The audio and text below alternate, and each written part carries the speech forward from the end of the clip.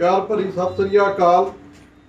अज असी वीरां नाल गलबात कराउण जा रहे हैं। साडे राजस्थान तो मेहमान जिन्हां दी अज तुहाडे नाल मुलाकात कराउणी है कि जिन्हां साडियां वीरां ने, पंजाब दियां वीरां ने राजस्थान कोई प्रॉपर्टी लैनी होवे ते वो बड़ियां दिक्कत आउंदियां ही ते वो बड़ियां दिक्कतां दा हल है भी जे कोई प्रॉपर्टी उत्थे लैनी है तो उसदे लई सानूं की चीज़ां दा ध्यान रखना पैना। ते ਉਹ ਅੱਜ ਸਾਰੀਆਂ ਅਸੀਂ ਥੋੜ੍ਹੀਆਂ ਉਹ ਗੱਲ ਵੀਰਾਂ ਨਾਲ ਸਾਂਝੀ ਕਰਦੇ ਹਾਂ ਵੀ ਜਿਨ੍ਹਾਂ ਵੀਰਾਂ ਨੇ ਰਾਜਸਥਾਨ ਸਾਈਡ ਪ੍ਰੋਪਰਟੀ ਕੋਈ ਵੀ ਖਰੀਦਣੀ ਹੋਵੇ, ਖੇਤੀ ਵਾਲੀ ਹੋਵੇ ਜਾਂ ਕੋਈ ਉੱਦਾਂ ਵੀ ਲੈਣਾ ਹੋਵੇ, ਫਾਰਮ ਹਾਊਸ ਵੀ, ਕੋਈ ਹਰ ਤਰ੍ਹਾਂ ਦੀਆਂ ਪ੍ਰੋਪਰਟੀਆਂ ਵਾਸਤੇ ਉੱਥੇ ਮਨਜੀਤ ਸਿੰਘ ਹੋਣਾ ਨੂੰ ਕਾਫੀ ਉੱਥੋਂ ਦੀ ਜਾਣਕਾਰੀ ਆ, ਕਿਉਂ ਇਹਨਾਂ ਦਾ ਉੱਥੇ ਪ੍ਰੋਪਰਟੀਆਂ ਵੀ ਹੈਗੀਆਂ ਹੀ ਤੇ ਪਲੱਸ ਉੱਥੇ ਦੇ ਰੂਲ ਵਗੈਰਾ ਵੀ ਉਹਨਾਂ ਨੂੰ ਪਤਾ ਹੈ। ਤੇ ਆਓ ਤੁਹਾਡੀ ਗੱਲਬਾਤ ਕਰਾਉਂਦੇ ਆ ਮਨਜੀਤ ਸਿੰਘ ਰਾਜਸਥਾਨੀ। ਸਤਿ ਸ੍ਰੀ ਅਕਾਲ ਜੀ। ਸਤਿ ਸ੍ਰੀ ਅਕਾਲ ਜੀ। ਸਤਿ ਸ੍ਰੀ ਅਕਾਲ ਜੀ। ਤੇ ਸਾਨੂੰ ਮਨਜੀਤ ਸਿੰਘ ਜੀ ਇਹ ਚੀਜ਼ ਦੱਸਿਓ ਵੀ ਜਿੱਦਾਂ ਹੁਣ ਪੰਜਾਬ ਦੇ ਲੋਕਾਂ ਨੇ ਕਿਸੇ ਨੇ ਪ੍ਰੋਪਰਟੀ ਕੋਈ ਲੈਣੀ ਹੋਵੇ ਰਾਜਸਥਾਨ, ਹਾਂਜੀ, ਤੇ ਸਾਨੂੰ ਸਭ ਤੋਂ ਪਹਿਲਾਂ ਕਿਹੜਾ ਪੁਆਇੰਟ ਸਾਨੂੰ ਆਪਣਾ ਧਿਆਨ 'ਚ ਰੱਖਣਾ ਚਾਹੀਦਾ ਵੀ ਆਪਾਂ ਕੀ ਕਰੀਏ? ਉਹਨੂੰ ਪਹਿਲਾਂ ਸਾਨੂੰ ਕੀ ਚੀਜ਼ਾਂ ਲਈ ਧਿਆਨ ਰੱਖਣਾ ਚਾਹੀਦਾ ਵੀ ਅਸੀਂ ਜੇ ਉੱਥੇ ਪ੍ਰੋਪਰਟੀ ਖਰੀਦਣੀ ਹੈ ਤੇ ਪਹਿਲਾ ਕੰਮ ਆਪਾਂ ਨੂੰ ਕੀ ਕਰਨਾ ਚਾਹੀਦਾ? ਦੇਖੋ ਜੀ, ਸਭ ਤੋਂ ਪਹਿਲਾਂ ਤਾਂ ਇਹੀ ਹੈ ਕਿ ਰਾਜਸਥਾਨ ਦੇ ਵਿੱਚ ਇੱਕ ਐਕਟ ਬਣਿਆ ਹੋਇਆ ਹੈ ਸਿੰਚਾਈ ਵਿਭਾਗ ਦਾ। ਐਕਟ ਕਾਨੂੰਨ ਬਣਿਆ ਹੈ ਨਹਿਰੀ ਵਿਭਾਗ ਦਾ। ਹਾਂਜੀ ਹਾਂਜੀ। ਉਹਦੇ ਵਿੱਚ ਇਹ ਹੈ ਕਿ 1958 ਦੇ ਵਿੱਚ ਇੰਦਰਾ ਕਨਾਲ ਨਹਿਰੀ ਪਰਿਯੋਜਨਾ ਇੱਕ ਨਾਮ ਦਿੱਤਾ ਗਿਆ ਰਾਜਸਥਾਨ ਸਰਕਾਰ ਵੱਲੋਂ। ਅੱਛਾ ਜੀ। ਉਹਦੇ ਵਿੱਚ ਜਿਹੜੇ ਕਿਸਾਨ, ਹਾਂਜੀ, ਜ਼ਮੀਨ ਕਿਰਸੀਯੋਗ ਜ਼ਮੀਨ ਹੈ, ਇਹ ਸਭ ਤੋਂ ਵਿਸ਼ਵ ਦੇ ਵਿੱਚ ਸਭ ਤੋਂ ਵੱਡੀ ਨਹਿਰ ਹੈ ਜਿਹਨੂੰ ਆਪਾਂ ਇੰਦਰਾ ਗਾਂਧੀ ਨਹਿਰ ਕਹਿੰਦੇ ਹਾਂ। ਇੰਦਰਾ ਗਾਂਧੀ ਨਹਿਰ ਪਰਿਯੋਜਨਾ ਇਹ ਇੱਕ ਪ੍ਰੋਜੈਕਟ ਦਾ ਨਾਮ ਹੈ। ਇਹ ਸਭ ਤੋਂ ਵਿਸ਼ਵ ਦੇ ਵਿੱਚ ਸਭ ਤੋਂ ਵੱਡੀ ਨਹਿਰ ਹੈ। ਹਾਂਜੀ। ਪਹਿਲਾਂ 448 ਕਿਲੋਮੀਟਰ ਦੀ ਬਣਾਈ ਗਈ ਸੀ। ਮਹਾਰਾਜਾ ਗੰਗਾ ਸਿੰਘ ਨੇ ਇਸ ਨਹਿਰ ਦਾ ਨਿਰਮਾਣ ਕੀਤਾ ਸੀ। ਮਹਾਰਾਜਾ ਗੰਗਾ ਸਿੰਘ ਨੇ 1927 ਦੇ ਵਿੱਚ ਇਹਦੀ ਪਰਿਯੋਜਨਾ ਪੰਜਾਬ ਦੇ ਵਿੱਚ ਸ਼ੁਰੂ ਹੋਈ। ਹਾਂਜੀ। ਤੇ 1948 ਦੇ ਵਿੱਚ ਇਸ ਨਹਿਰ ਦਾ ਪ੍ਰੋਜੈਕਟ ਜਿਹੜਾ ਪੂਰਾ ਹੋ ਗਿਆ, ਮੁਕੰਮਲ ਹੋ ਗਿਆ, ਰਾਜਸਥਾਨ ਨੂੰ ਚਲਾ ਗਿਆ। ਉਸ ਤੋਂ ਬਾਅਦ ਇਹਦੀਆਂ ਬੜੀਆਂ ਸ਼ਰਤਾਂ ਸਰਕਾਰਾਂ ਨੇ ਰੱਖੀਆਂ ਕਿ ਜਿਹੜੀ ਭੂਮੀਹੀਨ ਕਿਸਾਨ ਨੇ, ਹਾਂਜੀ, ਰਾਜਸਥਾਨ ਦੇ ਵਸੰਦੇ, ਉਹਨਾਂ ਨੂੰ ਅਤੀ ਜ਼ਰੂਰੀ ਜ਼ਮੀਨਾਂ ਦੇਣੀਆਂ ਅਸੀਂ ਸਰਕਾਰ ਨੇ ਦਿੱਤੀਆਂ ਜੀ। ਜਿਹੜੇ ਬਾਹਰੀ ਰਾਜਾਂ ਤੋਂ ਜਿਹੜੇ ਕਿਸਾਨ ਆਉਣਾ ਚਾਹੁੰਦੇ ਨੇ, ਉੱਥੇ ਰਾਜਸਥਾਨ ਜ਼ਮੀਨ ਲੈਣਾ ਚਾਹੁੰਦੇ ਨੇ, ਉਹ ਲੈ ਸਕਦੇ ਨੇ, ਮਗਰ ਇੱਕ ਸ਼ਰਤ। ਹਾਂਜੀ। ਅੱਛਾ, ਲੈ ਸਕਦੇ ਕੋਈ ਦਿੱਕਤ ਨਹੀਂ, ਕੋਈ ਪਰੇਸ਼ਾਨੀ ਨਹੀਂ। ਉੱਥੇ ਦੋ ਕਾਨੂੰਨ ਬਣੇ ਹੋਏ ਨੇ। ਹਾਂਜੀ। ਇੱਕ ਸਿੰਚਾਈ ਵਿਭਾਗ ਦਾ ਕਾਨੂੰਨ ਬਣਿਆ ਜਿਹੜਾ ਨਹਿਰੀ, ਜਿਵੇਂ 370 371 ਧਾਰਾ ਜਿਵੇਂ ਜੰਮੂ ਕਸ਼ਮੀਰ 'ਚ ਲੱਗੀ ਹੋਈ ਹੈ, ਅੱਛਾ ਜੀ, ਉਵੇਂ ਹੀ ਰਾਜਸਥਾਨ ਦੇ ਵਿੱਚ ਨਹਿਰੀ ਵਿਭਾਗ ਤੇ 371 ਇਹ ਲੱਗੀ ਹੋਈ ਹੈ। ਅੱਛਾ। ਕੋਈ ਵੀ ਬਾਹਰੀ ਰਾਜੇ ਤੋਂ ਇੰਦਰਾ ਕਨਾਲ ਦੀ ਜ਼ਮੀਨ ਨਹੀਂ ਖਰੀਦ ਸਕਦਾ। ਕੋਈ ਵੀ ਬਾਹਰੀ ਰਾਜੇ ਦਾ ਜਿਹੜੀ ਕਮਾਂਡ ਜ਼ਮੀਨ, ਇੱਕ ਐਂਡ ਕਮਾਂਡ, ਇੱਕ ਕਮਾਂਡ 2, ਇਹ ਪਹਿਲੂ ਨੇ ਜ਼ਮੀਨ, ਕਿਸੇ ਜ਼ਮੀਨ ਦੇ ਇੱਕ ਜ਼ਮੀਨੀ ਪਾਣੀ ਲੈਣਾ, ਇੱਕ ਮੁੱਲ ਪਾਣੀ ਸਰਕਾਰ ਨੇ ਦਿੱਤਾ ਕਿਸਾਨਾਂ ਨੂੰ, ਉਹ ਸਿਰਫ ਰਾਜਸਥਾਨ ਦੀ ਸਰਕਾਰ ਨੇ ਔਰ ਰਾਜਸਥਾਨ ਦੇ ਕਿਸਾਨਾਂ ਨੂੰ ਦੇਣਾ ਕੀਤਾ ਹੋਇਆ ਹੈ। ਜਿਹੜਾ ਬਾਹਰਲਾ ਕਿਸਾਨ ਉੱਤੇ ਜ਼ਮੀਨ ਖਰੀਦੇਗਾ ਉਹਨੂੰ ਪਾਣੀ ਨਹੀਂ ਦੇਣਗੇ। ਉਹਨੂੰ ਦੇਖੋ ਜੀ, ਉਹ ਸਰਕਾਰ ਨੇ ਸਮੇਂ ਸਿਰ ਇਹਦਾ ਕਾਨੂੰਨ ਦੀ ਜਿਹੜੀ ਹੈ ਕੀਤਾ, ਸੰਸ਼ੋਧਨ ਕੀਤਾ ਹੈ। ਹਾਂਜੀ। ਜਿਵੇਂ ਬਾਹਰਲਾ ਕਿਸਾਨ ਅਗਰ ਨਹਿਰੀ ਖੇਤਰ ਦੀ ਜ਼ਮੀਨ ਲੈਂਦਾ ਹੈ, ਹਾਂਜੀ, ਉਹਨੂੰ ਉੱਥੋਂ ਦੀ ਵੋਟਰ ਲਿਸਟ ਜਾਂ ਉੱਥੋਂ ਦਾ ਮੂਲ ਨਿਵਾਸੀ ਹੋਣਾ ਜ਼ਰੂਰੀ ਹੈ। ਰਾਜਸਥਾਨ ਜ਼ਰੂਰੀ ਹੈ। ਇੱਕ ਇਹ ਵੱਡੀ ਗੱਲ। ਜੇ ਬਾਹਰੀ ਬੰਦੇ ਨੇ ਕੋਈ ਜ਼ਮੀਨ ਲੈਣੀ ਹੈ, ਉਹਦੇ ਵਿੱਚ ਇੱਕ ਹੋਰ ਪ੍ਰਾਵਧਾਨ ਹੈ। ਹਾਂਜੀ। ਤੁਸੀਂ ਇੰਦਰਾ ਕਨਾਲ ਦੇ ਵਿੱਚ ਜਿਹੜੀ ਜ਼ਮੀਨ ਆਊਟ ਪਈ ਹੈ, ਹਾਂਜੀ, ਨਹਿਰੀ ਨੀਚੇ ਦਾ ਪਾਣੀ, ਟਿਊਬਵੈੱਲ ਦਾ ਪਾਣੀ ਮਿੱਠੇ ਨੇ, ਹਾਂਜੀ, ਉਹ ਤੁਸੀਂ ਲੈ ਸਕਦੇ ਹੋ। ਕਿਤੋਂ ਦਾ ਵੀ ਬੰਦਾ ਲੈ ਸਕਦਾ ਹੈ, ਪੂਰੇ ਦੇਸ਼ ਦੇ ਵਿੱਚੋਂ ਕੋਈ ਵੀ ਇਨਸਾਨ ਲੈ ਸਕਦਾ ਜ਼ਮੀਨ, ਕੋਈ ਪ੍ਰਤੀਬੰਧ ਨਹੀਂ। ਲੇਕਿਨ ਜਿਹੜਾ ਇੰਦਰਾ ਕਨਾਲ ਦਾ ਪ੍ਰੋਜੈਕਟ ਹੈ, ਇੰਦਰਾ ਕਨਾਲ ਦੇ ਵਿੱਚ ਸਰਕਾਰ ਨੇ ਬੜੀਆਂ ਉੱਤੇ ਪਾਬੰਦੀਆਂ ਲਾਈਆਂ ਨੇ ਕਿ ਜੇ ਅਲੋਟਮੈਂਟ ਕੀਤੀ ਹੈ ਨਾ, ਉਹਦੇ ਵਿੱਚ ਦੱਸਿਆ ਹੈ ਕਿ ਭੂਮੀਹੀਨ ਇਹ ਇਨਸਾਨ ਕਿਸਾਨ ਹੈ, ਇਹ ਭੂਮੀ ਤੋਂ ਬਿਨਾਂ ਹੈ, ਇਹਨੂੰ ਇਹ ਜ਼ਮੀਨ ਦਿੱਤੀ ਗਈ ਹੈ। ਓਕੇ। ਉਹਦੇ ਵਿੱਚ ਉਹ ਆਵੰਟਨ ਆਦੇਸ਼ ਦੇ ਵਿੱਚ ਜ਼ਿਕਰ ਵੀ ਕੀਤਾ ਹੋਇਆ ਹੈ ਕਿ ਇਹ ਭੂਮੀਹੀਨ ਹੈ। ਤੇ ਜਿਹੜਾ ਮਨਜੀਤ ਸਿੰਘ ਜੀ, ਜਿੱਦਾਂ ਫਿਰ ਲੋਕ ਉੱਥੇ ਪ੍ਰਾਪਰਟੀਆਂ ਲੈ ਲੈਂਦੇ ਆ, ਕੁਝ ਉਸ 'ਚ ਵੀ ਸਭ ਤੋਂ ਪਹਿਲਾਂ ਧਿਆਨ ਰੱਖਣਾ ਪੈਣਾ ਵੀ ਇਹ ਜਿਹੜੀ ਜ਼ਮੀਨ ਹੈ ਇਹ ਕਿਹਦੀ ਅਲਾਟਮੈਂਟ ਹੈ ਕਿ ਖਸਰੇ ਜ਼ਮੀਨ ਵਾਲੀ ਹੈ। ਹਾਂਜੀ ਹਾਂਜੀ। ਇਹਦਾ ਪਾਣੀ ਦਾ ਸਾਧਨ ਉੱਥੇ ਕੀ ਹੈ, ਇਹ ਚੀਜ਼ਾਂ ਸਾਰੀਆਂ ਪਟਵਾਰੀ ਤੋਂ ਡਿਕਲੇਅਰ ਹੋ ਜਾਂਦੀਆਂ। ਹਾਂਜੀ ਹਾਂਜੀ। ਤੇ ਫਿਰ ਉੱਥੇ ਉਹ ਬੰਦਾ ਪ੍ਰਾਪਰਟੀ ਲੈ ਸਕਦਾ। ਹਾਂਜੀ। ਤੇ ਜਦੋਂ ਉੱਥੇ ਪ੍ਰਾਪਰਟੀ ਚਲੋ ਮੰਨ ਲਓ ਲੈ ਲਈ ਹੋਗੀ, ਕਾਨੂੰਨ ਆਪਣਾ ਚੈੱਕ ਕਰ ਲਿਆ, ਜਿਹੜੀ ਉੱਥੇ ਪਾਣੀ ਦੀ ਹੁਣ ਸਹੂਲਤ ਹੈ, ਉੱਥੇ ਜਿਹੜਾ ਬੋਰ ਵਾਲਾ ਪਾਣੀ ਹੈ ਉਹ ਕਿੰਨਾ ਕੁ ਡੂੰਘਾ ਹੀ, ਉਹ ਮਿਲਦਾ ਨੀਗਾ ਜਾਂ ਮਿੱਠਾ ਪਾਣੀ ਹੈ ਜਾਂ ਖਾਰਾ ਪਾਣੀ ਹੈ? ਦੇਖੋ ਜੀ, ਗੰਗਾਨਗਰ ਜ਼ਿਲ੍ਹੇ ਦੇ ਵਿੱਚ ਤਕਰੀਬਨ ਅੱਧਾ ਜ਼ਿਲ੍ਹਾ ਹਾਂਜੀ ਪਾਣੀ ਥੱਲੇ ਦਾ ਚੋਏ ਦਾ ਪਾਣੀ ਠੀਕ ਹੈ। ਉਸ ਤੋਂ ਬਾਅਦ ਕੈਪਟੀ ਦਾ ਪਾਣੀ ਬੀਕਾਨੇਰ ਜ਼ਿਲ੍ਹੇ ਦੇ ਵਿੱਚ ਆ ਜਾਂਦਾ ਹੈ। ਤਕਰੀਬਨ ਅੱਧਾ ਜ਼ਿਲ੍ਹਾ ਬੀਕਾਨੇਰ ਜ਼ਿਲ੍ਹੇ ਦੇ ਵਿੱਚ ਹੀ ਪਾਣੀ ਠੀਕ ਹੈ, ਕਿਸਾਨ ਲਈ ਲਾਇਕ ਹੈ। ਹਾਂਜੀ। ਜਿਹੜਾ ਪੂਰਬ ਵੱਲ ਦਾ ਇਲਾਕਾ ਰਾਜਸਥਾਨ ਦਾ ਜਿੰਨਾ ਵੀ ਹੈ, ਉਹਦੇ ਵਿੱਚ ਪਾਣੀ ਤਕਰੀਬਨ ਸਿੰਚਾਈ ਲਾਇਕ ਹੈ, ਖੇਤੀ ਹੋ ਸਕਦੀ ਹੈ, ਕਿਉਂਕਿ ਖਜੂਰਾਂ ਦੇ ਜਿਹੜੇ ਬਾਗ ਲੱਗੇ ਨੇ ਰਾਜਸਥਾਨ ਦੇ ਵਿੱਚ, ਉਹ ਇਹ ਟਿਊਬਵੈਲ ਦੇ ਪਾਣੀ ਨਾਲ ਲੱਗੇ ਨੇ ਔਰ ਖਾਰੇ ਪਾਣੀ ਦੇ ਨਾਲ ਖਜੂਰ ਦਾ ਬਾਗ ਬਹੁਤ ਕਾਮਯਾਬ ਹੋਇਆ ਹੈ। ਜੈਸਲਮੇਰ ਦੇ ਵਿੱਚ ਤਕਰੀਬਨ ਵੀ ਜਿਹੜਾ ਖਾਰਾ ਪਾਣੀ ਹੈ ਖਜੂਰ ਵਾਸਤੇ ਉਹ ਬੜਾ ਲਾਭਦਾਇਕ ਹੈ। ਹਾਂਜੀ, ਉਹਦੀ ਵਰਤੋਂ ਕੀਤੀ ਜਾ ਰਹੀ ਹੈ, ਕਿਉਂਕਿ ਜੈਸਲਮੇਰ ਦੇ ਵਿੱਚ ਜ਼ਿਲ੍ਹੇ ਦੇ ਵਿੱਚ ਤਕਰੀਬਨ ਅੱਧਾ ਜ਼ਿਲ੍ਹਾ ਫਿਰ ਆ ਜਾਂਦਾ ਹੈ ਜਿਹੜਾ ਉਹ ਚੰਗਾ ਪਾਣੀ ਹੈ, ਜਿਹਦੀ ਸਿੰਚਾਈ ਹੁੰਦੀ ਹੈ। ਤੇ ਜੀਰੇ ਦੀ ਖੇਤੀ ਸਭ ਤੋਂ ਜਿਹੜੀ ਵਿਸ਼ਵ ਦੇ ਵਿੱਚ ਸਭ ਤੋਂ ਵਧੀਆ ਖੇਤੀ ਜੀਰੇ ਦੀ, ਉਹ ਜੈਸਲਮੇਰ ਜ਼ਿਲ੍ਹੇ 'ਚ ਹੋ ਰਹੀ ਹੈ ਹੁਣ। ਤੇ ਇਸਬਗੋਲ ਦੀ ਖੇਤੀ ਉੱਥੇ ਹੋ ਰਹੀ ਹੈ। ਉਸ ਨੂੰ ਪਾਣੀ ਜਿਹੜਾ ਉਹ ਸਿੰਚਾਈ ਪਾਣੀ ਨਹਿਰ ਦਾ ਵੀ ਉਹਨੂੰ ਲੱਗ ਜਾਂਦਾ ਹੈ, ਤੇ ਜਿਹੜਾ ਟਿਊਬਵੈਲ ਦਾ ਪਾਣੀ ਹੈ ਨਾ ਜੀ, ਉਹ ਵੀ ਉਹਨੂੰ ਫਿੱਟ ਹੈਗਾ। ਤੇ ਇਸ ਲਈ ਜੈਸਲਮੇਰ ਦੇ ਵਿੱਚ ਜ਼ਮੀਨਾਂ ਕਾਫੀ ਬਰਾਨੀ ਵੀ ਨੇ, ਜਿਹੜੀਆਂ ਐਂਡ ਕਮਾਂਡ ਖਸਰੇ ਵਿੱਚ। ਤੇ ਤਕਰੀਬਨ ਰਜਵਾੜੇ ਦੇ ਸਮੇਂ ਦੇ ਟਾਈਮ ਦੀਆਂ ਅਲਾਟਮੈਂਟਾਂ ਨੇ, ਵੱਡੇ ਵੱਡੇ ਖੇਤ 200 ਵਿਗਾ 300 ਵਿਗਾ ਉਹ ਜ਼ਮੀਨ ਵੇਚ ਸਕਦਾ ਹੈ। ਕੋਈ ਵੀ ਰਾਜ ਦਾ ਬੰਦਾ ਉਹਨੂੰ ਲੈ ਸਕਦਾ ਹੈ, ਕਿਸੇ ਵੀ ਸਟੇਟ ਦਾ ਬੰਦਾ ਬਿਨਾਂ ਝਿਜਕ ਤੋਂ ਉਹ ਜ਼ਮੀਨ ਲੈ ਸਕਦੇ ਹੋ ਤੁਸੀਂ। ਜਿਹੜੀ ਟਿਊਬਵੈਲ ਵਾਲੀ ਹੈ, ਉਹਦੇ ਤੇ ਤੁਹਾਨੂੰ ਕਿਸੇ ਅਧਿਕਾਰੀ ਤੋਂ ਪੁੱਛਣਾ ਹੋਵੇ, ਤਹਿਸੀਲਦਾਰ ਦੇ ਤੁਸੀਂ ਜਾਓ, ਤਹਿਸੀਲਦਾਰ ਨੂੰ ਇੱਕ ਲਿਖਤੀ ਐਪਲੀਕੇਸ਼ਨ ਦਿਓ, ਉਹਦੇ ਵਿੱਚ ਇਹ ਲਿਖੋਗੇ ਅਸੀਂ ਪੰਜਾਬ ਦੇ ਵਾਸੀ ਹਾਂ ਜਾਂ ਹਰਿਆਣੇ ਦੇ ਵਾਸੀ ਹਾਂ ਜਾਂ ਯੂਪੀ ਜਾਂ ਹਿਮਾਚਲ ਦੇ। ਤੇ ਹੁਣ ਉਹਦੇ ਵਿੱਚ ਲਿਖ ਕੇ ਐਪਲੀਕੇਸ਼ਨ ਦਿਓ, ਤੇ ਉਹ ਤੁਹਾਨੂੰ ਸਮਾਂ ਦੇਗਾ, 10 ਮਿੰਟ ਦੇਵੇ, 15 ਮਿੰਟਾਂ ਬਾਅਦ ਤੁਹਾਨੂੰ ਬੁਲਾ ਕੇ ਤਹਿਸੀਲਦਾਰ ਰਾਜਸਥਾਨ ਸਰਕਾਰ ਦੇ ਲੱਗੇ ਹੋਏ ਨੇ, ਉਹ ਤੁਹਾਨੂੰ ਸੈਟੀਸਫਾਈ ਕਰਨਗੇ।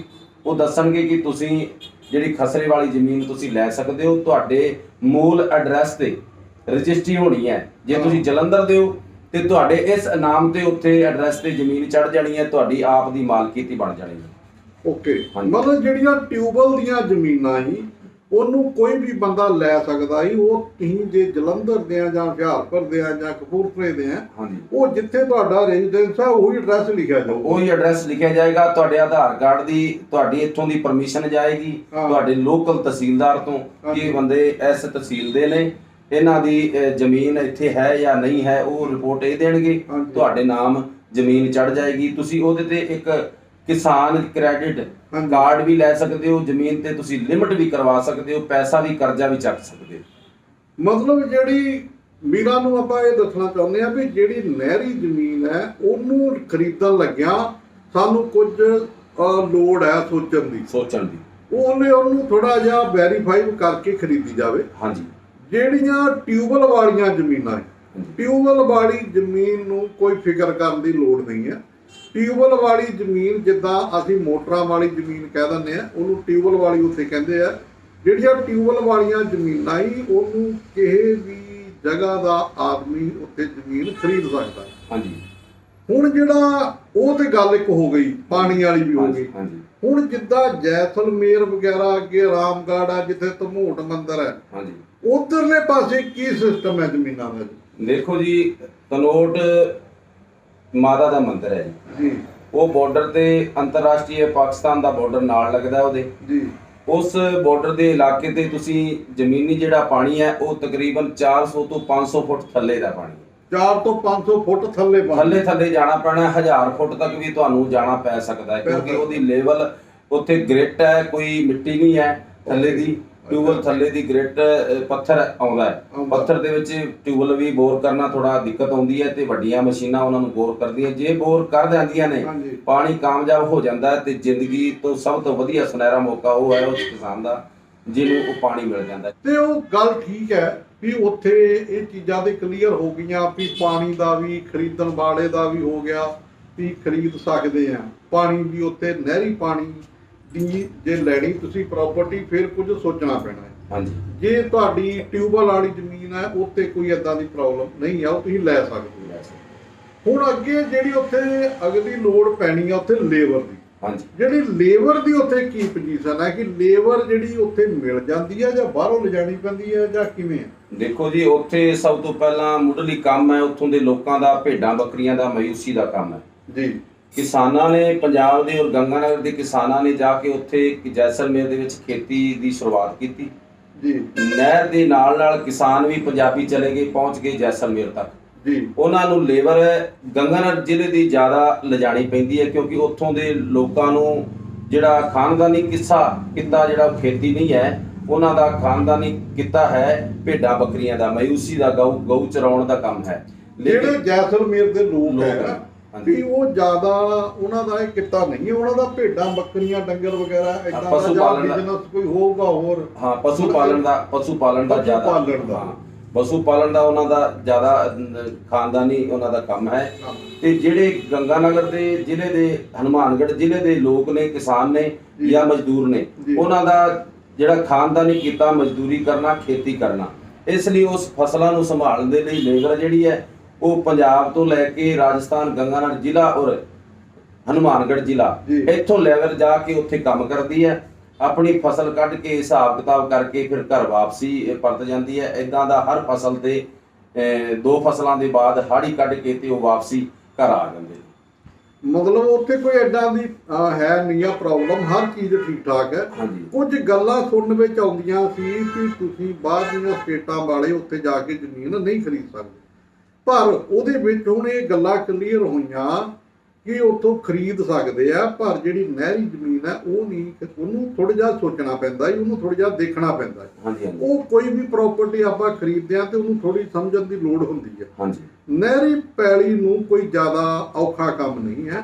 ਨਹਿਰੀ ਪਾਣੀ ਦੀ ਆਪਾਂ ਕੋਈ ਪਰਮਿਸ਼ਨ ਲੈ ਲੈਣੀ ਤਹਿਸੀਲਦਾਰ ਸਾਹਿਬ ਤੋਂ, ਲੈ ਕੇ ਤੇ ਅੱਗੇ ਤੁਸੀਂ ਪ੍ਰਾਪਰਟੀ ਲੈ ਸਕਦੇ ਹੋ। ਜਿਹੜੇ ਉੱਥੋਂ ਦੇ ਅਫਸਰ ਜਾਂ ਲੋਕ ਹੈ ਉਹ ਜਦੋਂ ਪੰਜਾਬ ਦੇ ਲੋਕ ਜਾ ਕੇ ਉੱਥੇ ਪ੍ਰਾਪਰਟੀਆਂ ਖਰੀਦਦੇ ਆ, ਉਹਨਾਂ ਦਾ ਜਿਹੜਾ ਵਿਹਾਰ ਆ ਉਹ ਕਿੱਦਾਂ ਦਾ ਹੁੰਦਾ? ਉਹ ਜੈਲਸੀ ਕਰਦੇ ਆ ਕਿ ਜਾਂ ਚੰਗੇ ਵਿਹਾਰ ਨਾਲ ਡੀਲ ਕਰਦੇ? ਦੇਖੋ ਜੀ, ਉੱਥੋਂ ਦੇ ਅਫਸਰਸ਼ਾਹੀ ਜਿਹੜੇ ਨੇ ਉਹ ਪੰਜਾਬੀਆਂ ਨੂੰ ਔਰ ਕਿਸਾਨੀ ਖੇਤੀ ਕਰਨ ਵਾਲੇ ਲੋਕਾਂ ਨੂੰ ਵਧੀਆ ਉਹਨਾਂ ਦਾ ਵਰਤੀਵਾ ਰਹਿੰਦਾ ਹੈ ਕਿਉਂਕਿ ਉਹਨਾਂ ਨੂੰ ਪਤਾ ਹੈ ਜੇ ਕਿਸਾਨ, ਜੇ ਪੰਜਾਬੀਅਤ ਲੋਕ ਨੇ ਜਾਂ ਪੰਜਾਬੀ ਲੋਕ ਨੇ ਇਹ ਖੇਤੀ ਕਰ ਸਕਦੇ ਨੇ ਤੇ ਉਹਨਾਂ ਵਿੱਚ ਚੰਗੀ ਫਸਲ ਲੈ ਸਕਦੇ ਨੇ ਤੇ ਫਿਰ ਅਫਸਰਸ਼ਾਹੀ ਨੂੰ ਡੀਲ ਕਰਨਾ ਇੱਕ ਪੰਜਾਬੀ ਦਾ ਸਭ ਤੋਂ ਵੱਡਾ ਇਹ ਰੋਲ ਰਿਹਾ ਹੈ, ਕਿਸਾਨੀ ਰਹੀ ਹੈ। ਤੇ ਦੂਜੀ ਸਰਕਾਰ ਦੀਆਂ ਜਿਹੜੀਆਂ ਨੀਤੀਆਂ ਨੇ, ਸਰਕਾਰ ਚਾਹੁੰਦੀ ਹੈ ਜੀ ਇਹਨੂੰ ਕਾਮਯਾਬ ਕਰਨਾ।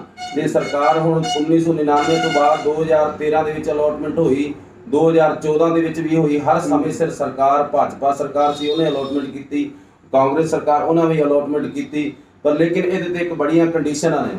ਰਾਜਸਥਾਨ ਦੇ ਵਿੱਚ ਜ਼ਮੀਨ ਤੁਸੀਂ ਖਰੀਦਣੀ ਹੈ ਤੇ ਇੱਕ ਗੱਲ ਦਾ ਜ਼ਰੂਰ ਧਿਆਨ ਰੱਖਿਓ, ਤੁਹਾਡੀ ਕੈਟਾਗਰੀ ਕਿਹੜੀ ਆਉਂਦੀ ਹੈ। ਤੁਸੀਂ OBC ਹੋ ਤੇ ਤੁਸੀਂ ਰਾਜਸਥਾਨ ਦੇ ਵਿੱਚ OBC ਦੀ ਜ਼ਮੀਨ ਖਰੀਦ ਸਕਦੇ ਹੋ। ਜਰਨਲ ਜ਼ਮੀਨ ਨੂੰ ਤੁਸੀਂ ਜਰਨਲ ਕੋਈ ਬੰਦਾ ਵੀ ਖਰੀਦ ਸਕਦਾ ਹੈ, ਪਰ ਇੱਕ ਇਹਦੇ ਵਿੱਚ ਵੀ ਬ੍ਰੇਕ ਹੈ ਕਿਤੇ ਨਾ ਕਿਤੇ ਸਰਕਾਰ ਦੀ, ਕਿਉਂਕਿ SC ਦੀ ST ਦੀ ਜ਼ਮੀਨ ਹੈ ਉਹ ਸਿਰਫ SC ਤੇ ST ਹੀ ਬੰਦਾ ਖਰੀਦ ਸਕਦਾ ਹੈ। ਅੱਛਾ, ਇਹ ਵੀ ਵਿੱਚ ਪ੍ਰੋਬਲਮ ਹੈਗੀ ਹੈ ਵੀ OBC ਦੀ ਜ਼ਮੀਨ OBC ਖਰੀਦ ਸਕਦਾ ਹੈ, ਜਰਨਲ ਦੀ ਜ਼ਮੀਨ ਜਰਨਲ ਖਰੀਦ ਸਕਦਾ ਹੈ, SC ਦੀ ਜ਼ਮੀਨ SC ਖਰੀਦ ਸਕਦਾ ਹੈ, SC ਦੀ ਜ਼ਮੀਨ ਜਰਨਲ ਨਹੀਂ ਖਰੀਦ ਸਕਦਾ। ਬਿਲਕੁਲ SC ਦੀ, ਹਰੀਜਨ ਦੀ, ਸਵਰਨ ਜਾਤੀ ਦੀ ਕੋਈ ਵੀ ਜ਼ਮੀਨ ਖਰੀਦ ਸਕਦਾ ਹੈ।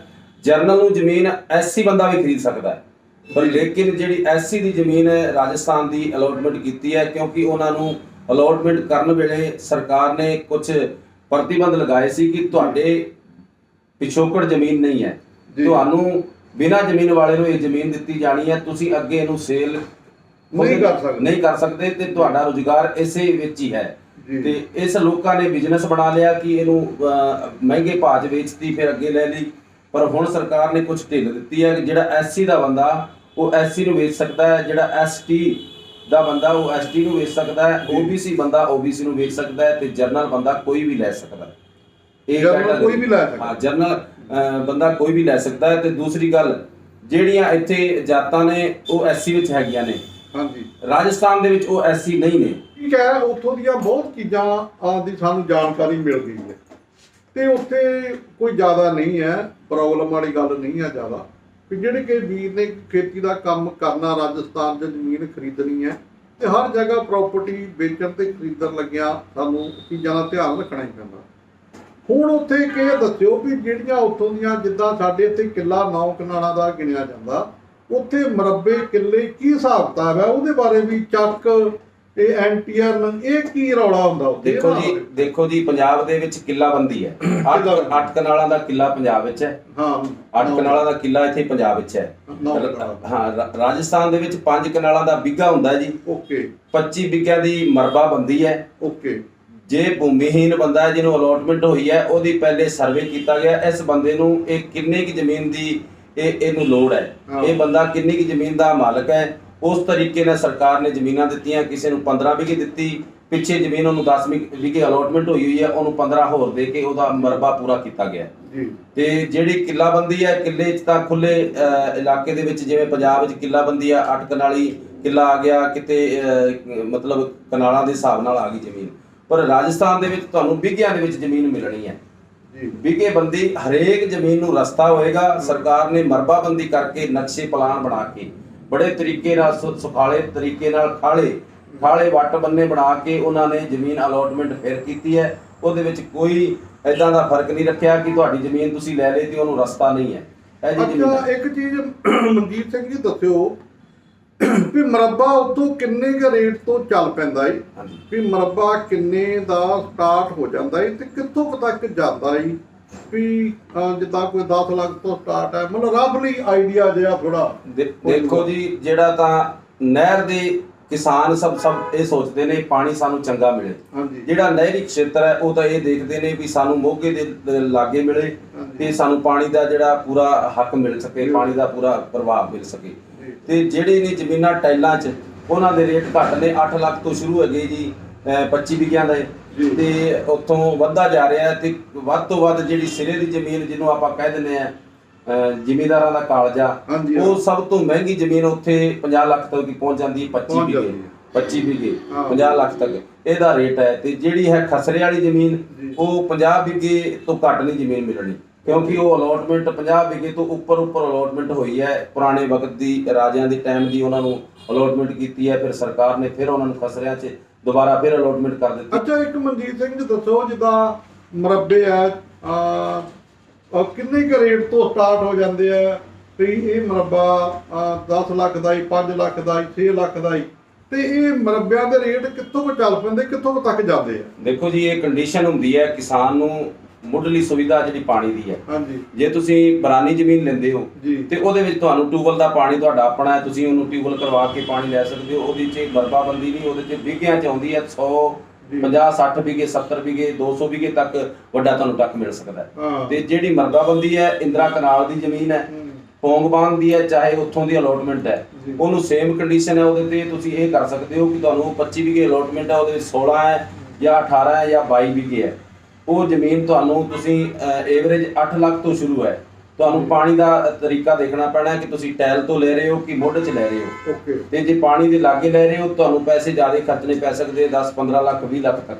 ਤੇ ਜੇ ਤੁਸੀਂ ਉਹਨੂੰ ਟੈਲ ਵਿੱਚ ਲੈ ਰਹੇ ਹੋ, ਕਿਤੇ ਪਾਣੀ ਦੀ ਸੁਵਿਧਾ ਘੱਟ ਹੈ, ਉਹ ਤੁਹਾਨੂੰ ਸਸਤਾ 8 ਲੱਖ ਦਾ ਵੀ ਮਿਲ ਸਕਦਾ। 25 ਵਿਗੇ ਪੰਜਾਬ ਦੇ 16 ਕਿੱਲੇ ਬਣਦੇ ਨੇ, ਤੇ 25 ਵਿਗਿਆਂ ਦੇ 16 ਕਿੱਲੇ ਦੇ ਵਿੱਚ ਕਨਵਰਟ ਹੋ ਜਾਂਦੀ ਹੈ। ਤੇ ਜਿਹੜੀ ਵਿਗਿਆਂ 'ਚ ਹੈ ਉਹ 25 ਵਿਗੇ ਹੋਏਗੀ।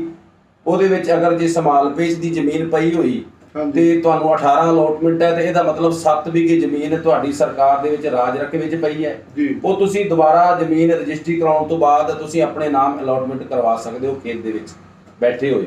ਉਹ ਉਸੇ ਕਿਸਾਨ ਦੀ ਜ਼ਮੀਨ ਹੈ। ਬਹੁਤ ਹੀ ਵਧੀਆ ਜਾਣਕਾਰੀਆਂ ਅੱਜ ਦਿੱਤੀਆਂ ਸਰਦਾਰ ਮਨਜੀਤ ਸਿੰਘ ਰਾਜਸਥਾਨੀ ਨੇ, ਕਿਉਂ ਜੀ ਉੱਥੇ ਜ਼ਮੀਨਾਂ ਖਰੀਦਣੀਆਂ, ਕੀ ਭਾਅ ਆਈ, ਕਿੱਦਾਂ ਆਈ, ਬਹੁਤ ਸਾਨੂੰ ਜਾਣਕਾਰੀ ਹਾਸਲ ਹੋਈ। ਸਾਡੇ ਪੰਜਾਬ ਦੇ ਵੀਰਾਂ ਨੂੰ ਸ਼ੌਂਕ ਹੈ ਜ਼ਮੀਨਾਂ ਬਣਾਉਣ ਦਾ, ਜਿਹੜੇ ਬਣ ਜਾਂਦੀਆਂ ਫਿਰ ਤੇ ਗਾਹ ਵੇਚ ਦਿੰਦੇ ਆ। ਤੇ ਇਹ ਇੱਕ ਇਹਨਾਂ ਨੂੰ ਬੜਾ ਸ਼ੌਂਕ ਹੈ ਵੀ ਜ਼ਮੀਨ ਨੂੰ ਅਸੀਂ ਬੰਜਰ ਨੂੰ ਇੱਕ ਸੋਨਾ ਬਣਾਈਏ, ਤੇ ਉੱਥੇ ਲੋਕਾਂ ਨੇ ਬਣਾ ਕੇ ਦੱਸਿਆ ਹੈ। ਤੇ ਹੁਣ ਵੀ ਜੇ ਕਿ ਮੇਰੇ ਵੀਰ ਨੇ ਉੱਥੇ ਲੈਣੀ ਹੋਵੇ ਤੇ ਜੈਸਲਮੇਰ ਸਾਈਡ ਗੇੜੀ ਲਾ ਕੇ ਪਹਿਲਾਂ ਆਓ, ਪਟਵਾਰੀ ਨੂੰ ਮਿਲੋ, ਤਹਿਸੀਲਦਾਰ ਨੂੰ ਮਿਲੋ ਜਾਂ ਸਾਡੇ ਨਾਲ ਸੰਪਰਕ ਕਰੋ, ਤੇ ਜਿੰਨੀ ਸਾਤੋਂ ਜਾਣਕਾਰੀ ਹੋਏਗੀ ਅਸੀਂ ਤੁਹਾਨੂੰ ਦੇਵਾਂਗੇ। ਤੇ ਮਤਲਬ ਜੇ ਸ਼ੌਂਕ ਜਿੱਦਾਂ ਲੋਕ ਰੱਖਦੇ ਆ ਸਾਡੇ ਵੀ ਇੱਥੋਂ 2 ਕਿੱਲੇ ਵੇਚੇ ਤੇ ਉੱਥੇ 100 ਕਿੱਲਾ ਬਣਾ ਲਿਆ, 50 ਕਿੱਲੇ ਬਣਾ ਲਏ, ਜਿੱਦਾਂ ਦਾ ਰੇਟ ਆ ਉੱਦਾਂ ਦਾ ਬਣ ਜਾਣਾ। ਤੇ ਉੱਥੇ ਜ਼ਮੀਨ ਲੈਣ ਲੱਗੇ ਪਰ ਥੋੜਾ ਜਿਹਾ ਧਿਆਨ ਰੱਖਣ ਦੀ ਜ਼ਰੂਰ ਲੋੜ ਆ। ਸਾਨੂੰ ਹੈਲਪ ਵਾਸਤੇ ਉੱਥੇ ਬੜੇ ਸਰਦਾਰ ਹੋਰ ਫੈਮਲੀਆਂ ਹੀ ਬੜੀਆਂ ਚੰਗੇ ਪਰਿਵਾਰ ਆ ਜਿਹੜੇ ਸਾਡੀ ਹੈਲਪ ਕਰ ਸਕਦੇ। ਤੇ ਮੈਂ ਸਾਰਿਆਂ ਵੀਰਾਂ ਨੂੰ ਬੇਨਤੀ ਕਰਦਾ ਕਿ ਅਸੀਂ ਤੁਹਾਨੂੰ ਜਿੱਦਾਂ ਐਤਕਾਂ ਰਾਜਸਥਾਨ ਦਾ ਦੱਸਿਆ, ਅਗਲੀ ਵਾਰੀ ਹਿਮਾਚਲ ਦਾ ਦੱਸਾਂਗੇ, JNK ਦਾ ਦੱਸਾਂਗੇ। JNK ਦੇ ਕਿਸੇ ਵੀਰ ਨੂੰ ਇੰਟਰੋਡਕਸ਼ਨ ਤੁਹਾਡੀ ਕਰਾਵਾਂਗੇ, ਉੱਥੇ ਅਸੀਂ ਕਿੱਦਾਂ ਪ੍ਰਾਪਰਟੀ ਖਰੀਦ ਸਕਦੇ ਹਾਂ। ਅਸੀਂ ਨੈਕਸਟ ਵਾਰ ਤੁਹਾਨੂੰ ਕੋਈ ਨਾ ਕੋਈ ਇੱਦਾਂ ਦੀਆਂ ਪ੍ਰਾਪਰਟੀਆਂ ਦੀ ਜਾਣਕਾਰੀ ਦਿੰਦੇ ਰਹਾਂਗੇ। ਤੇ ਤੁਸੀਂ ਇਹ ਜਾਣਕਾਰੀਆਂ ਹਾਸਲ ਕਰਨ ਲਈ ਲਾਈਵ ਪੰਜਾਬ ਨਿਊਜ਼ ਦੇ ਚੈਨਲ ਨੂੰ ਸਬਸਕ੍ਰਾਈਬ ਕਰਕੇ ਤੇ ਸਾਡੇ ਨਾਲ ਪਿਆਰ ਸਤਿਕਾਰ ਜੋ ਤੁਸੀਂ ਪਹਿਲਾਂ ਦਿੰਦੇ ਹੋ ਤੇ ਹੋਰ ਅੱਗੇ ਵਧਾਓ। ਵਾਹਿਗੁਰੂ ਜੀ ਕਾ ਖਾਲਸਾ, ਵਾਹਿਗੁਰੂ ਜੀ ਕੀ ਫਤਿਹ।